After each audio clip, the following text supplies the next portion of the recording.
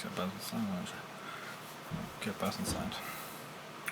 Hello, welcome to week 15 of my vlog.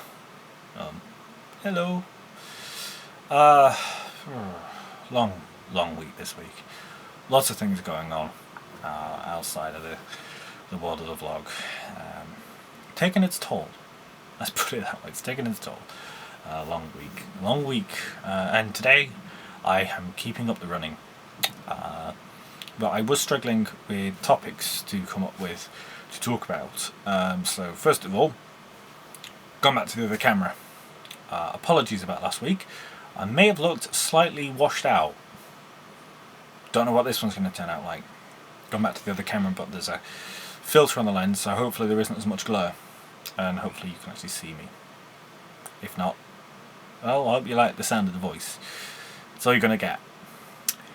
Second thing is, I actually came up with an idea of a topic to talk about. What actually I'm going to talk about? I'm going to talk about a book I recently read, which is this one, which is Ready Player One. It is written by a guy called Ernest Cline, and is very interesting. It's the first book I've actually read while I've had an audiobook of it. So I bought the audiobook originally, and I had the book as a digital copy. My intention to read it on a plane journey. However, I've read other books since, so I thought, hey, do you know what? It's supposed to be really good. I'll get the audiobook.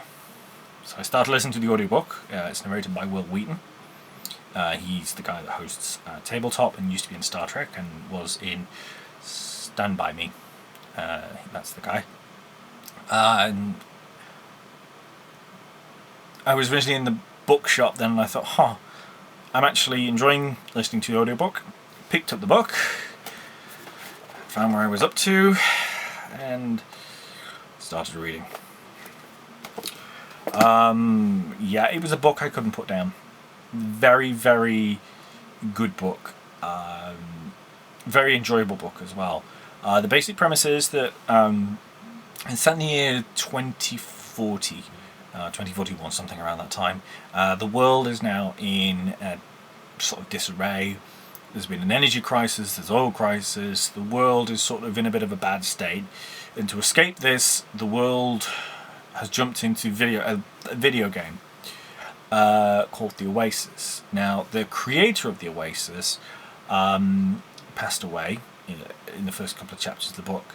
And he says, I've left an Easter egg somewhere within this video game universe. If you find it, you can inherit my entire fortune, which is billions upon billions of dollars. You get complete control over the game, but most of all, my entire fortune to do with as you please. You have to pass 3 challenges and get 3 keys.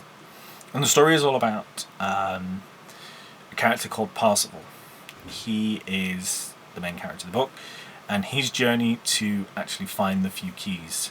On the way, he meets Artemis, Shoto, and his best friend, H, which is not the letter H, it is a word, H. The book is very heavy with 1980s pop culture references, early video game references, movies, TV, as all these challenges are sort of based around the culture of this world. Obviously it's a culture that I'm very familiar with, being something that I probably am in. No, I am in. Let's go with it. I am in the culture. I am mostly, not the 1980s stuff, born in that era, but not in the culture thing. So it feels very funny, very natural to read a story about this. It sort of builds to a very nice, big, epic conclusion, giant battle as to what goes on.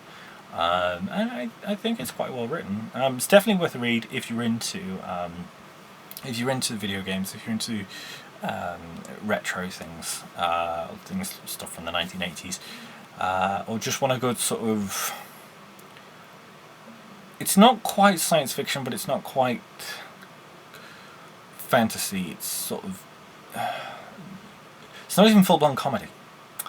it's just an enjoyable read. That's probably about as best as I can describe it. It's a very enjoyable read, and it's definitely a book that I could not put down.